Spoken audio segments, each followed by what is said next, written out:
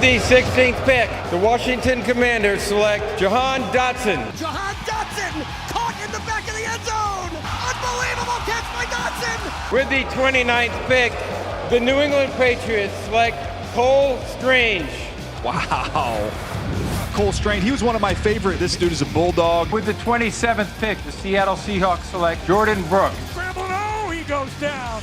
He gets hit and goes down. Jordan Brooks on the blitz. A big hit. You're watching a montage. You're like, whoa, Jahan Dotson and Cole Strange and Jordan Brooks? These are guys that were not listed in the mock drafts the entire way up to the actual draft day, and all of a sudden they hear their name picked in the first round, and you might be wondering at home, who are some of those guys this year? Here's how we're going to do this list. It's called the If You Know, You Know list, and I've been polling GMs and scouts around the league, and what we're going to try to do is give you names that we think are going to go higher than where you're seeing them in the collective mock drafts you're reading, okay? Some of them are going to go way high in the first round. Some of them are going to sneak in the first round. Some of them could be early second day picks as opposed to day 3 picks like they're being described. I'm going to start off with a guy that you better appreciate what he did at the college level if you're going to take him in the first round. His name is Emmanuel Forbes out of Mississippi State. Why do I talk about Emmanuel Forbes? Emmanuel Forbes is 160-pound soaking wet playing cornerback. And I talked to a GM yesterday who said, do you have Forbes on your list? I go, I don't know, 160? He's like, Bill. He goes, he's 160, and he's an absolute dog. Okay. This guy looks for contact, looks for picks. And when you get this stat right here, which we're going to bring up on a full screen, Emmanuel Forbes is the college football all-time leader in pick sixes. Oh, that's awesome. This guy is just a playmaker. Delta! There it is, Delta O'Neal. We love Delta O'Neal, Denver Bronco legend. Right up here, 6 pick sixes in his career at Mississippi State in the SEC. Again, 160 pounds, tall, wiry, does not look like your typical first-round cornerback in his build, and yet you might see him announced day 1 of the NFL draft. We're sticking at the corners, and I'm going to go to one who's been talked about as one of the top corners, but I think he might be the first cornerback selected. I'm looking at Oregon cornerback Christian Gonzalez. Why Christian Gonzalez? Well, last year we did Sauce Gardner for 3 months. Then the week of the draft, it's like Derek Stingley might go before Sauce Gardner.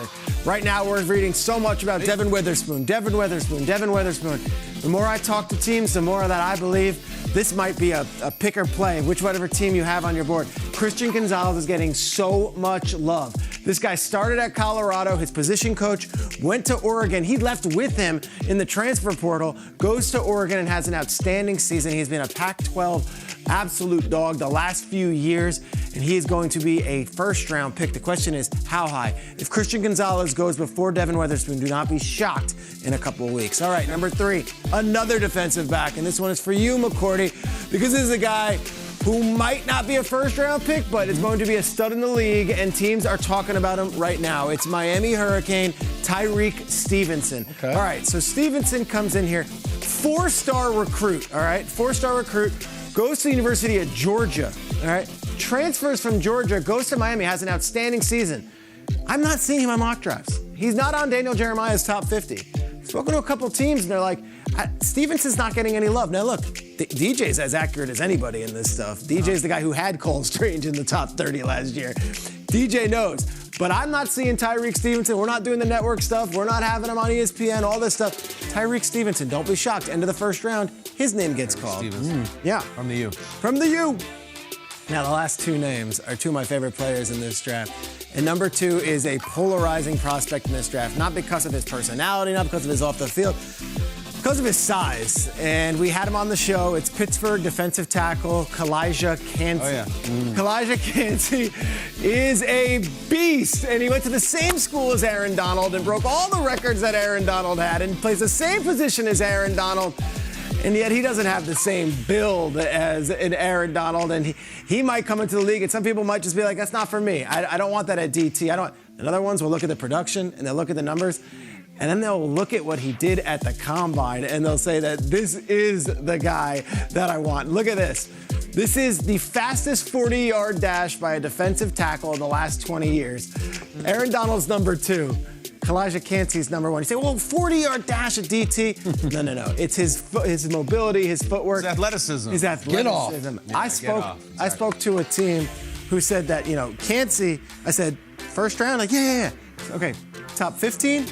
Maybe. I'm like, top 20? Yes. Cansey's top. And yet, in these mock drafts, I'm seeing him going late first round, early second round. Kalijah Cansey has been interviewing really well, and I feel like in today's NFL, you throw this guy into a defensive line room, they're going to use him all over the line. And he could do so many things. Kalijah Cansey, if you know, you know.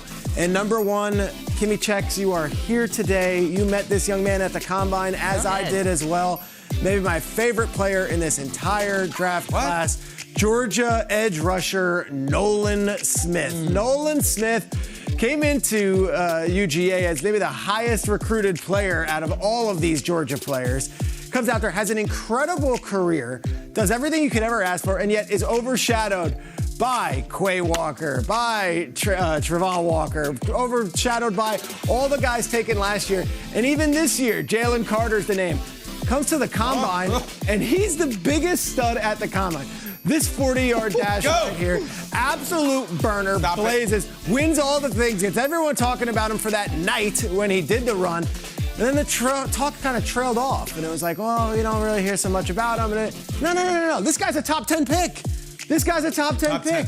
Nolan Smith is a top 10 pick. And if you recall, the reaction, he was pissed. He thought he could go faster. Yeah. And he was awesome as it was.